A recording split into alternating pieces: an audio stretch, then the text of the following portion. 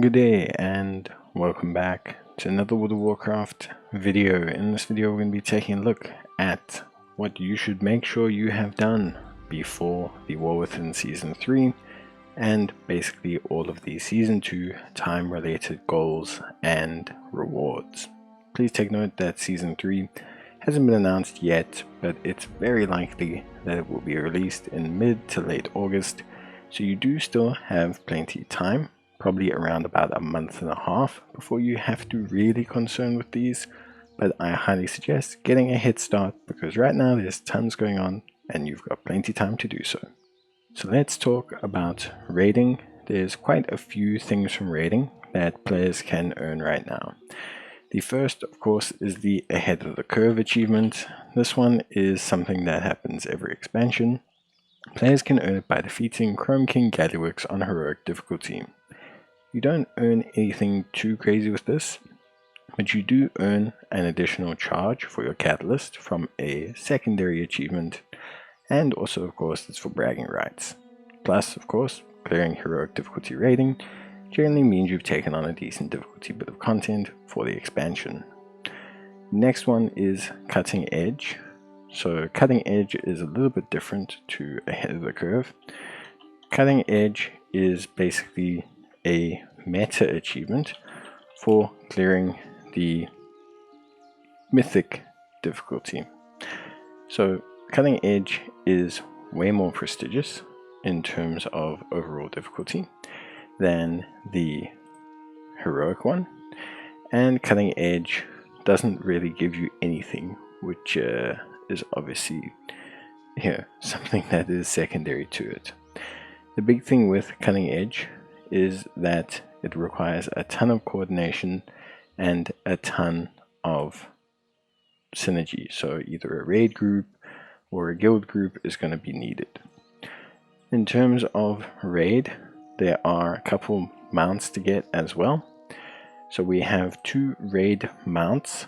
These raid mounts have low drop rates already, but basically they are also essentially going to have reduced drop rates once Season 3 starts. So these mounts are from the raid. You can get them on Mythic difficulty and you can get them on Heroic difficulty. Both of the mounts drop from Chrome King Gallywix. Keys to the Big G drops only on Mythic difficulty and is a fantastic mount. And then the other mount that drops is the Prototype ASMR, which is actually a Rick Reverb mount, but can be earned on any difficulty. The drop rates will drop post the raid.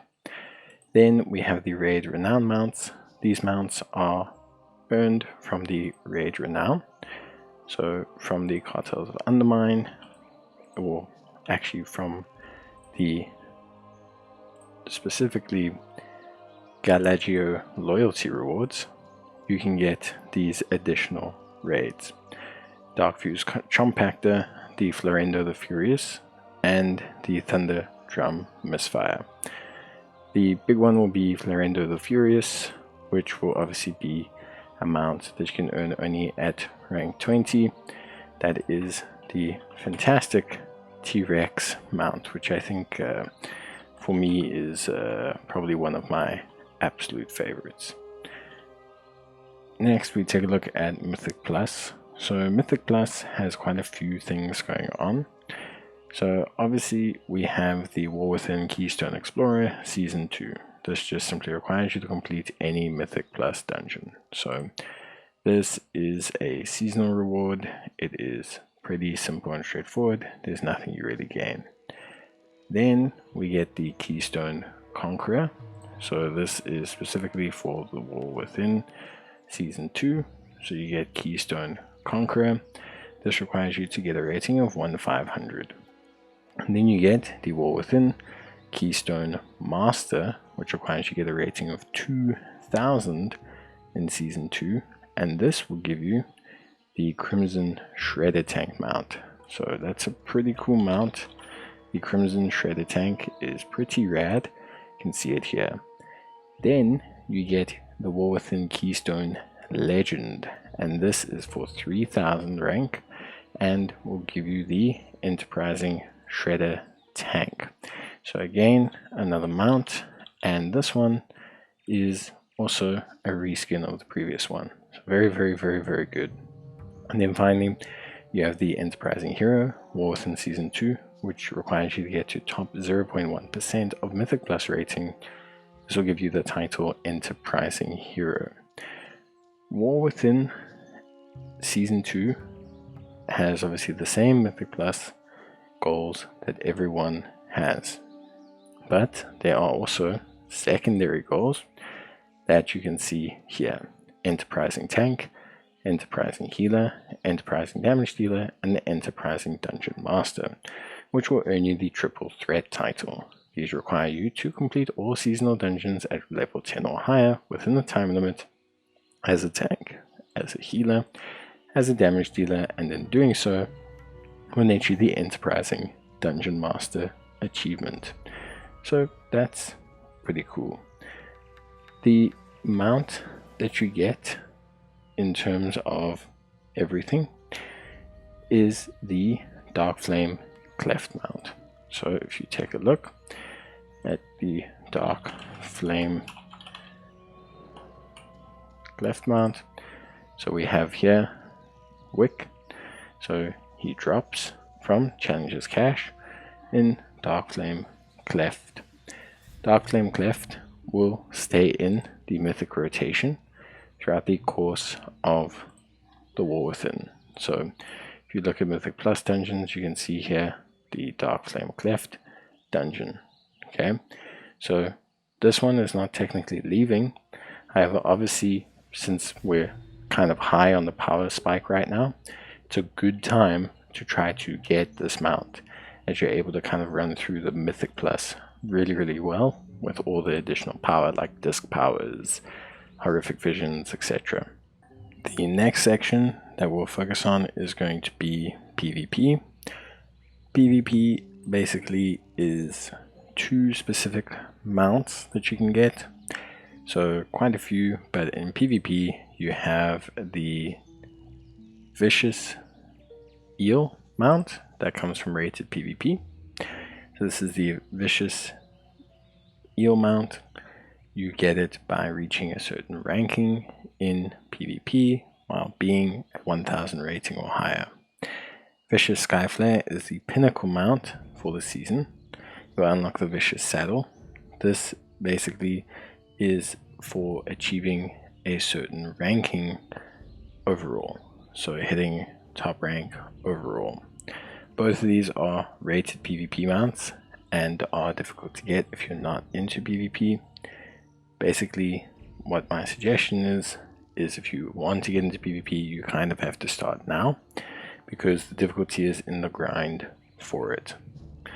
On top of that as well, earning Gladiator title in Season 2 requires you to hit a lead rank of 2400 plus, and then afterwards you have to win 50 rated 3v3 arenas while maintaining your elite Gladiator rank. This, however, will give you the prize Gladiator's Fellbat. Unfortunately, all of these mounts do not show up in your mount log, so until you earn them, you cannot see them in your mount log. So like if I look up Fellbat, you don't see it here, which is a bit of a shame, but basically these three mounts require you to be at the pinnacle of PvP. Then we have the PvP tier sets for items. Here we have the different tier items that you get.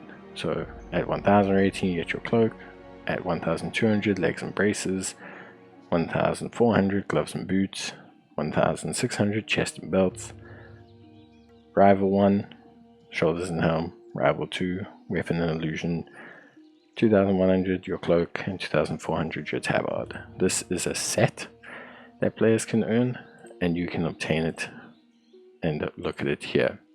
So you can see that there are your different sets that players all have access to. So you will need to earn this by being good at PvP, basically. Next, we take a look at delves. Delves have only a couple distinct seasonal rewards. So firstly, we have the overall seasonal rewards for delves, which includes the Nightfall Sanctum campsite, plus also the customization options for the new delve mount. So that is your overall progress. You can achieve this just by doing a whole bunch of bountiful delves throughout the season. Then you have the challenges for the underpin. So the underpin is a completely different event. You can find it in Undermine. It comes in the Demolition Dome. It is a solo boss that players can face, and it is fairly challenging. The underpin is something that is definitely challenging for players to complete.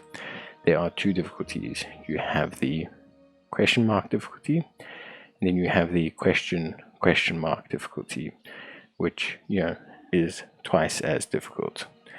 You get the Let Me Solo Him achievement, which is something you get basically each season if you take them on. So you see like my nemesis, for example, my first nemesis, for example. The Let Me Solo Him achievement is when you beat them on question mark difficulty, and you'll get new appearances for your mount as well as some cosmetics overall. That covers everything that is seasonal. Those rewards do not come back if you do not get them within the season. They may come back in different variations or skins, but they will not come back as they are. The only other things to focus on are potential events. We have lots of events up right now.